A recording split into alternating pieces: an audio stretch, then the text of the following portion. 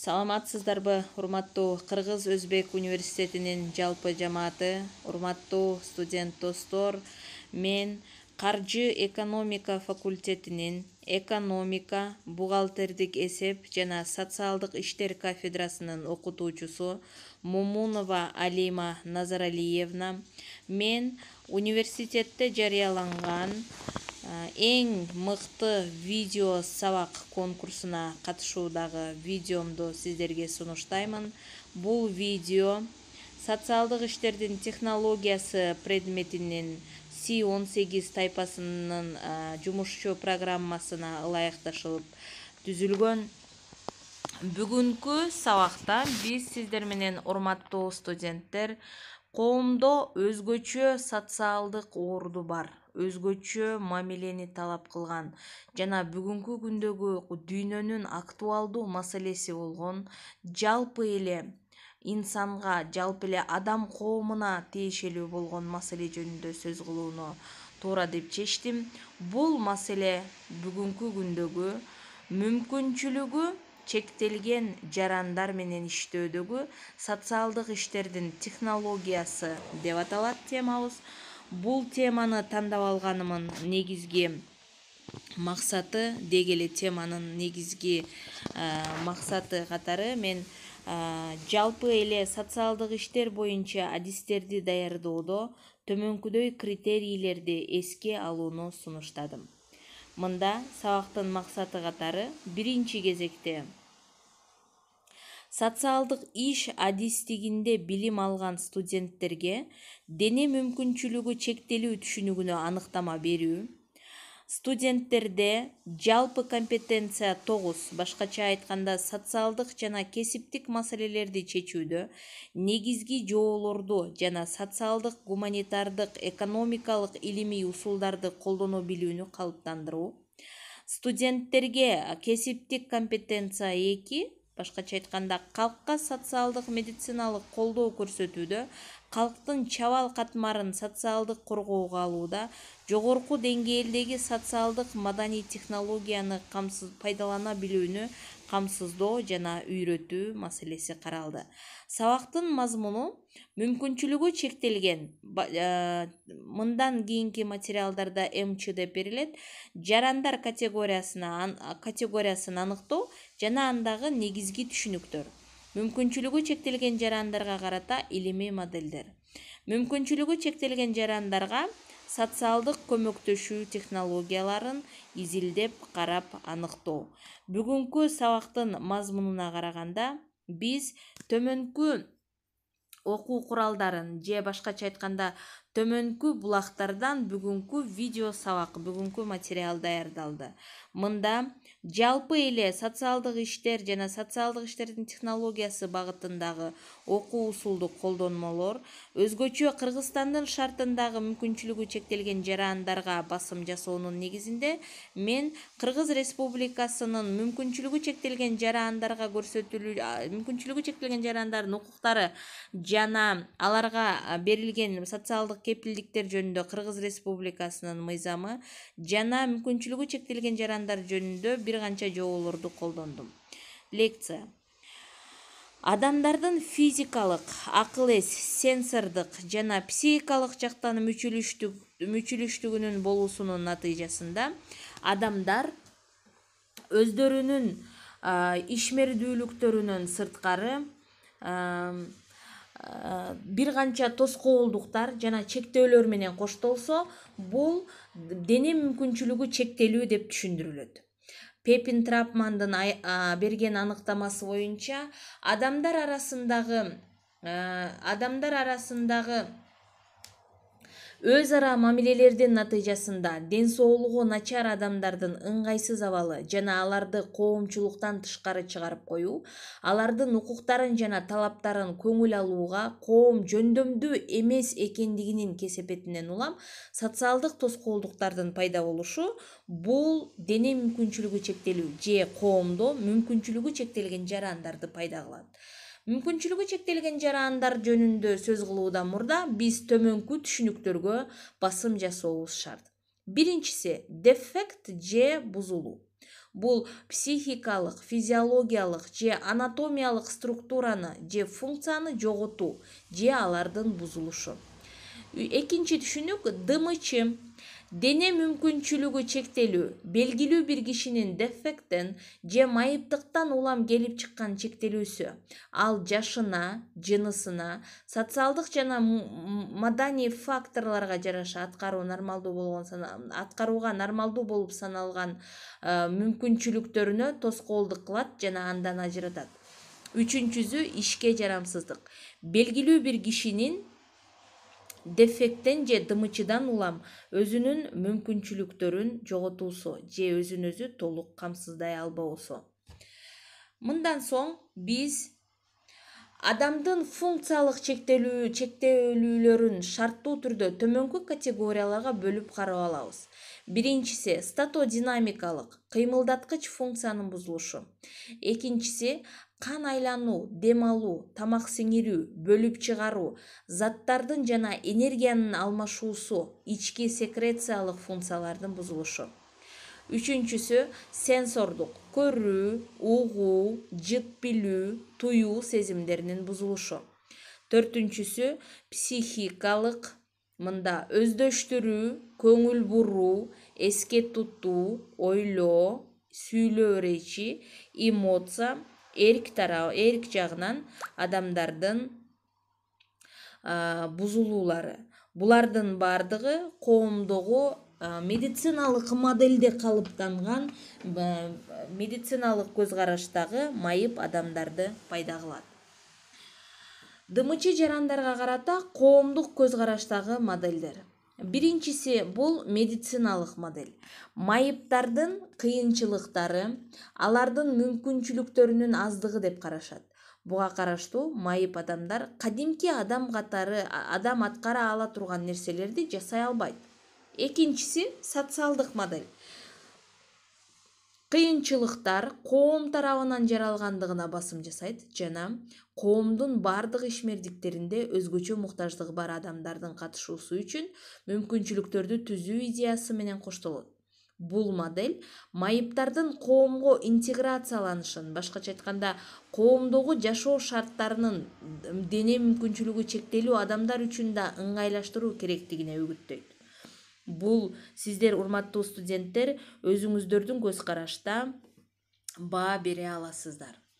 Демек, адамды эмнелер майып кылат деген суроого медициналык модель төмөндөгүдөй жооп берет.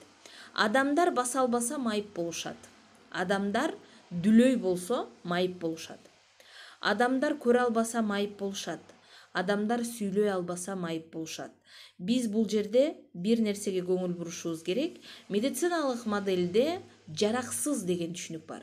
Демек, эгер адам майып статусуна ээ болсо, ал жараксыз же башка бирөөнүн камкордугуна муктаж, башка бирөөнүн көзөмөлүнө, башка бирөөнүн ага карата болгон камкордугуна муктаж деген түшүнүктү алып келет. Мындан кийин мындай көз карашка ылайык түшүнүктүн төмөнкүдөй шаблону калыптанган. Майыптар иштей албайт, алар ишке жарамсыз. Майыптар кадимки жөнөкөй мектептерде окуй албайт. Себеби алар башка балдарга жана башка балдардын программага жетишип окуусуна, мугалимдин сабакты толук камдуу өз убагында убакытты туура пайдаланып өтүүсүнө тоскоол болот.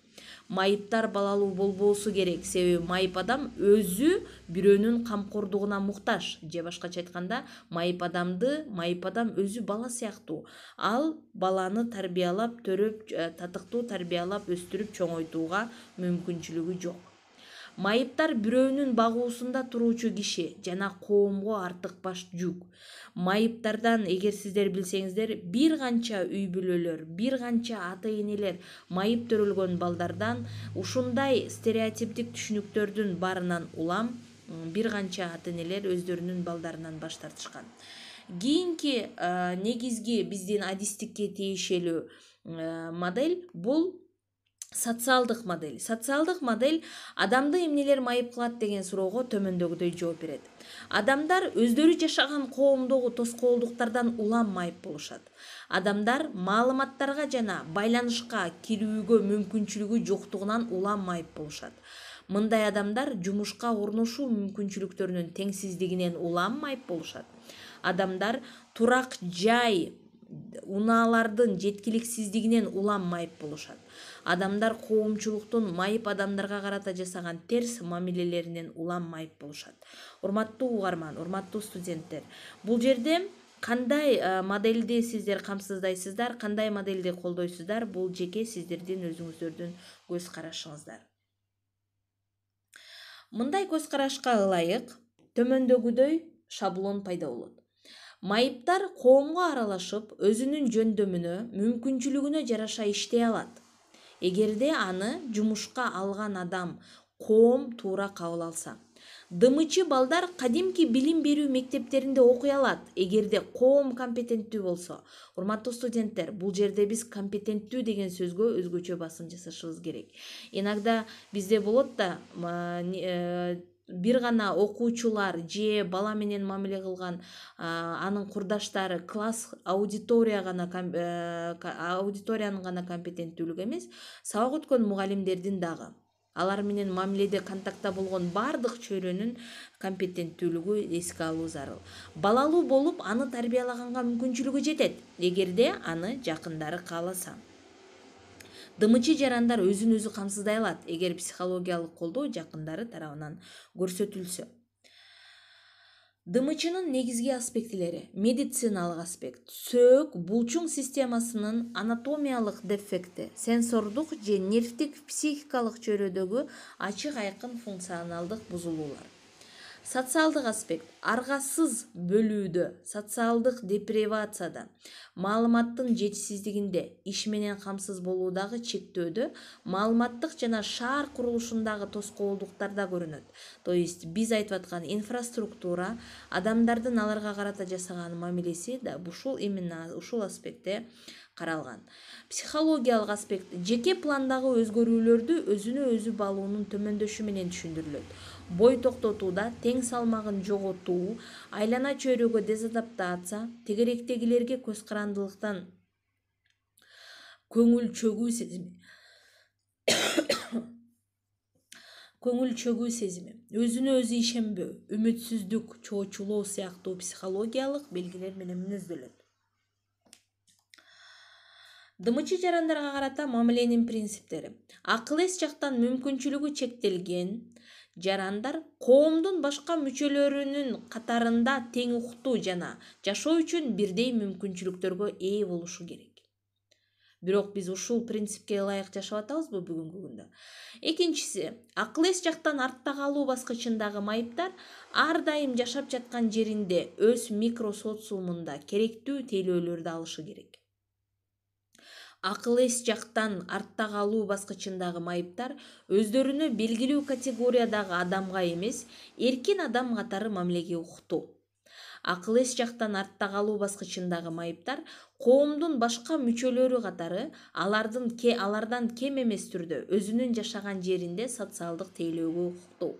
Бул принциптер өтө оор майыптарга да тиешелүү. Кийинкиси, акыл эс жактан артта калуу баскычындагы майыптар өзүнүн жашаган жеринде жеке керектөөлөрүнө байланыштуу тейлөөлөрдү алууга укуктуу. Акыл эс жактан артта калуу баскычындагы майыптар интимге, жеке турмушунун кол тийбестигине укуктуу. Мамлекет акыл эс жактан артта калган майыптар үчүн атайын мекемелерди жабууну пландаштырышы керек жана үйүнүн тегерегинде жардамга муктаж болгондорду жашаган жеринде тейлөөнүн альтернативдүү жана натыйжалуу түрлөрүн иштеп чыгуусу зарыл. Мамлекет ошондой эле атайын мекемелердеги адам жана финанс ресурстарын адамдардын жашаган жери боюнча тейлөөгө бурушу керек. Алар муктаждарды, анын ичинде акыл эс жактан өзүбүзсө артта калгандарды да колдоосу керек. Акыл эс жактан артта калган майыптарга алардын кадыр-баркын сыйлоо жана сактоо абалында өзү жөнүндө билдирүүгө укуктуу жана алар угуу билүү укугуна ээ. коомдук жашоонун бардык тармагында катышууга жана таасир берүүгө мүмкүнчүлүгү тең жана алар акырына чейин алып чыга алышат. Урматтуу студенттер, жыйынтыктап айтканда, мүмкүнчүлүгү чектелген жарандар менен социалдык иш адистигинин студенттеринин иштөөсүндөгү компетенттүүлүктү жогорулатуу үчүн атайын реабилитациялык борборлордо жумушчу аянтчага волонтердук кызматтарды уюштурууну жогорулатуу зарыл. Мектептерде инклюзивдүү билим берүүнү жайылтуу жана атайын мүмкүнчүлүгү чектелген жарандар үчүн уюштурулган окуу интернаттарын азайтуу.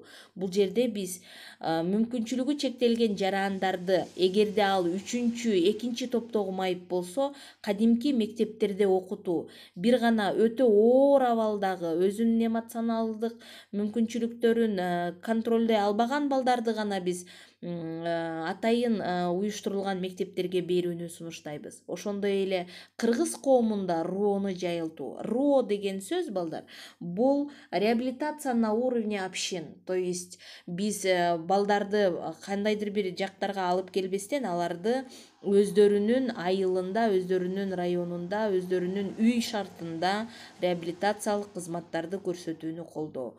Үй тапшырмасы, балдар, сиздерге үй тапшырма өтүлгөн материалдарды кайталап окуу жана конспект жасоо. Маалыматтар боюнча тесттик материалдарды, кроссворд, синквейн, кейс тапшырмаларды иштеп чыгуу. Жана аны мага социалдык тармактар аркылуу, биздин өзүбүздүн университеттин АВН программасы аркылуу менин почтама жөнөтсөңүздөр болот. Урматтуу угуучулар, урматтуу социалдык иш адистигинин студенттери, көңүл бурганыңыздарга рахмат.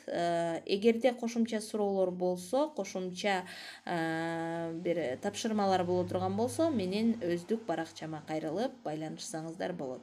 Дагы бир жолу көңүл бурганыңыздарга чоң рахмат.